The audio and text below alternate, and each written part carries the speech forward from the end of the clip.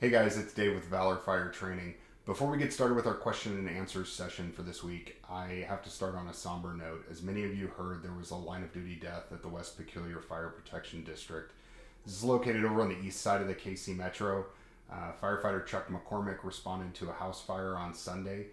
During fire operations, he fell through a floor and received fatal injuries. So what I'm asking for is I'm going to put a link down in the description. If you guys go take a look, 575 Fools has set up a GoFundMe account. Chuck left behind a wife and 3 sons, ages 4, 5, and 7. So if you're able to and you're wanting to donate, I'm going to put a link down there that you can go make a donation. Also, I'm going to put a link to the place where you can send cards if you'd like to.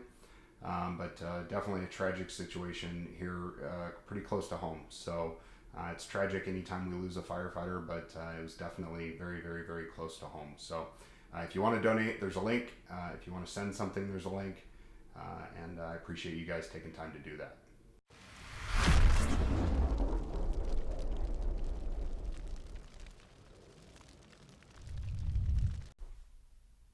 Hey everyone, so just so you know, the question and answer session is a way for you, the viewer, to send us questions and ask for our perspectives on certain topics.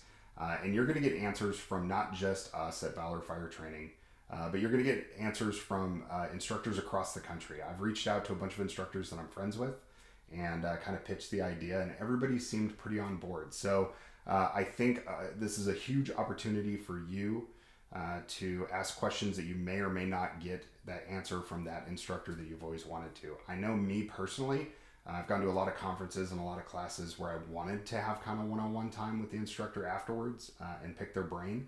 But as you know, after the class, 50 people bum rush the stage and you don't get that opportunity. So if you have questions, send them to us on Facebook. You can email me at david@valorfiretraining.com. And we'd be happy to answer them. So for this week's episode, I'm going to answer, the question comes from Tristan Welch out of Sunrise Beach, Missouri, down at Lake of the Ozarks. So Tristan said, can you make a video on how it's okay to be a good EMS provider and a good firefighter? And I asked Tristan to kind of explain that a little further. And what he said is that, he kind of gets ostracized for wanting to be a good EMS provider, but also being a good firefighter. And I don't think that that's unique to just him. And it's kind of an issue that's near and dear to my heart. I've been a paramedic for 16 years. I've been in the fire service for a little over 20.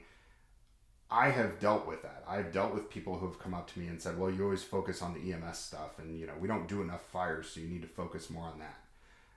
And I never really agreed with that. I never felt like that was the right way to go about it. So here's my opinion.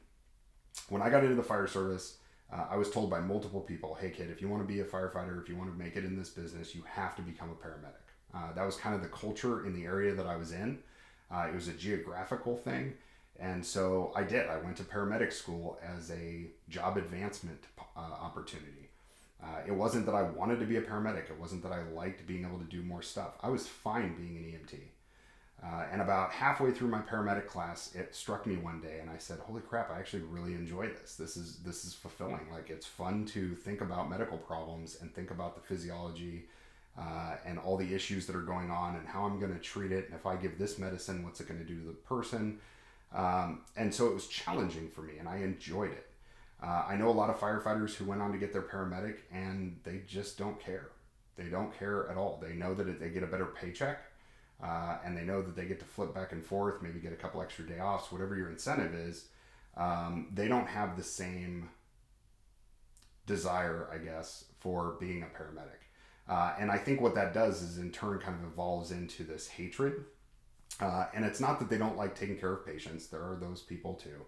But they just don't see the benefit of being really good at being an EMS provider versus being on the fire truck. So they may want to go out and pull a hose line and flow water or do a search training or extrication training. But the second you say you're going to go practice OB stuff and delivering babies, they roll their eyes and go, ugh, I hate doing that. We just did that a couple weeks ago. I don't know why we need to do it again. So I think that the kind of general perception in some agencies and even some individuals within those agencies is that it really doesn't matter. We run enough medical calls, we get practice all the time, and it's fine. And what I've noticed in my own opinion is that when we go on fires, when we go on medicals, when we go on car wrecks, the people that we're going to help, when we first make contact with them, they all have the same look. It's the same exact look in their eyes. They want your help. They don't care if you showed up on a red truck, a yellow truck, a green truck. They don't care if your shirt's tucked in. I know the Chiefs are going to hate that one, but they really don't. They don't care if your helmet's on backwards. A lot of people won't even notice that. What they care about is that somebody just pulled up and they're there to help them. And if you look at their faces, whether you're on a fire, car wreck, medical, they all have the same look. And when you walk up, it's relief. So their expectation is that you're going to provide them with quality medical care. That's what they called you for. That's why you're there. So I do understand that there are some agencies that want to focus primarily on fire suppression. That's great. I don't care if you're ALS, BLS. I don't care if you just do first response. If all you have is an AED and CPR, when you show up on a call, if somebody drops and you have to do CPR and AED, they don't want the person who goes, it's not really my job, but I'll do it because I have to. They want the person that's going to walk in and go, hey, I'm excited about this. I'm here to provide care. How can I help you? That's what they want, plain and simple. So Tristan, I understand where you're coming from, man. I've been there. Keep trekking along. Those around you, they can either get with it or they're going to fade out, man. That's kind of the bottom line. People that are not wanting to do all the jobs that they have to do, eventually they're going to find a niche and they're going to go in their own corner and they're going to disappear, or they're just going to kind of fade out. So hopefully they get with the program. Hopefully they get more excited about EMS care. I definitely want people to be more multi-hazard viewed. So thanks for sending in your question. If any of you guys have questions or topics that you want to hear answers to, feel free to send them our way. And thanks for watching this episode. Take care, be safe, and we'll talk to you soon.